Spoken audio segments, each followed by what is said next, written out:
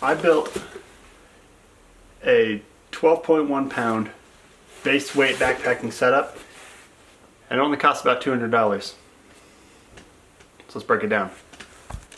I'm going to unpack this bag and go through everything that's in here. Start off, these are Ozark Trail trekking poles. They are like 35 bucks. They're not very expensive, and they've gotten me through a lot of miles.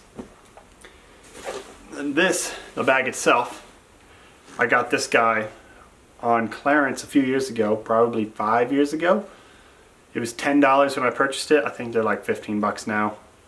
It's just a basic, it's either 27 or 25 liter day pack. So it's also a very small footprint. And then in it for hydration, I just have a Nalgene bottle. And if you want to cut a little bit of weight, swap this out for a Smart bottle. I just like Nalgene because a lot more durable, and it's the leak-proof bottle. Alright. Inside, we have our dinner setup. This is how we cook. We have a 100 gram MSR fuel tank, a lightweight backpacking stove, and then this is my lid for the pot. It's just, it folds out to be a square of aluminum foil, and you just lay it over the top like so. And then this is my cup. It's the basic nesting cup. It fits a Nalgene pretty much perfectly. And this one only costs like $7 at Walmart for stainless steel. I know they have a couple other options that are much lighter, but that one's the cheapest. And then this will be where I put my food. This is a 4-liter dry bag. It's enough room for 1 to 2 nights of food. And then inside I have my bear hang cord.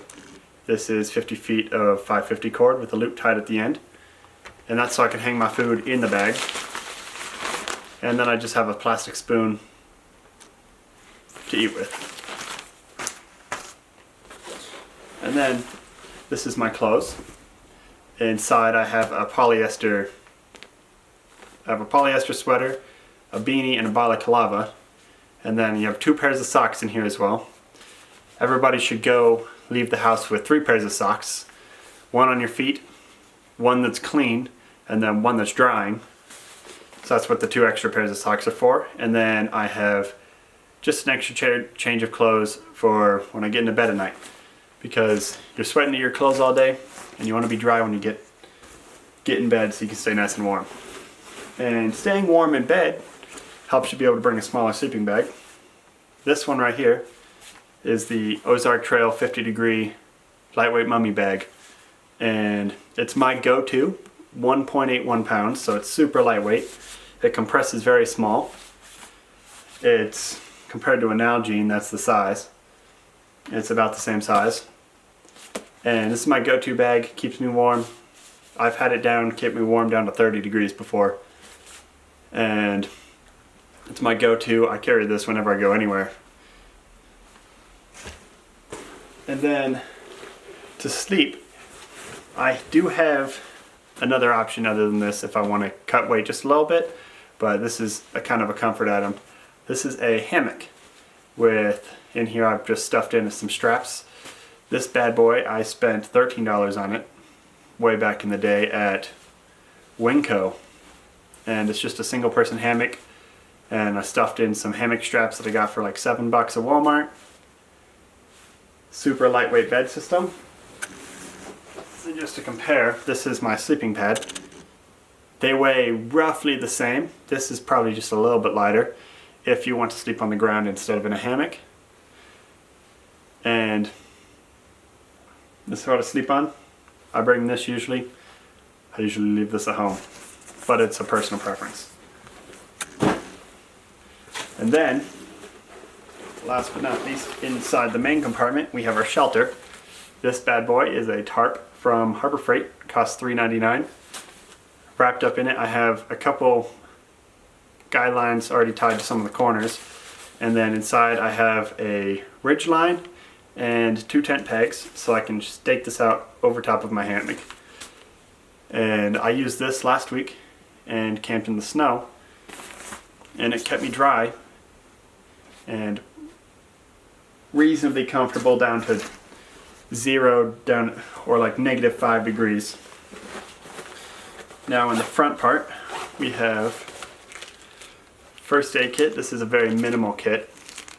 Just the basic bare essentials for the minor cuts and boo-boos you'll get on just a hike. This is a charger, 10,000 milliamp hour battery, and a cord. You can get these for about $13 now. They've come down a lot in price in the recent years. And then in here I have my fire kit. So I have matches, a flint, and a lighter, with the lighter wrapped in about 1 foot of duct tape. So I have some repair abilities, as well as some jute twine just used as tinder. And then I have a headlamp.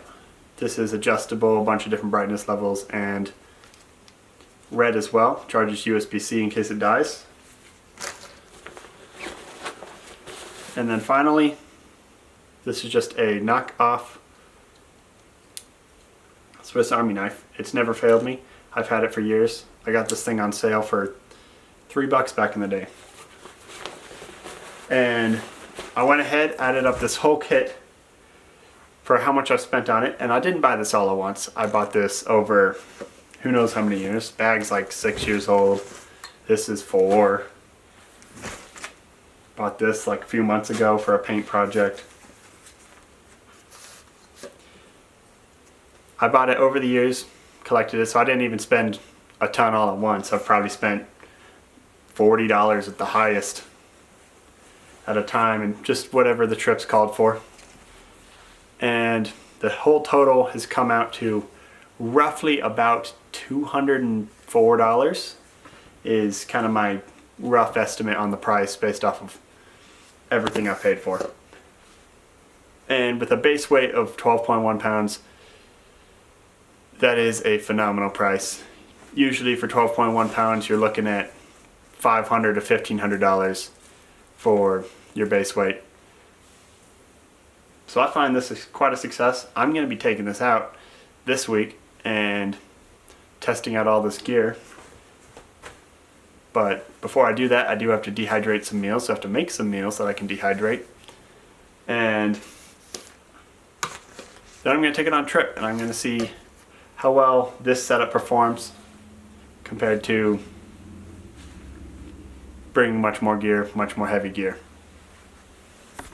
Alright, so I did just want to add one more thing. If you did decide to swap out the hammock setup with the straps for just the sleeping pad, it cuts out 151 grams, and that puts the pack base weight at 11.75 pounds. So 11 3/4 pounds. That's sub 12 for roughly around $200. It would be a little bit more. This is more expensive. Might be about $270 or $250. But that is one option if you're really trying to cut weight and go sub 12.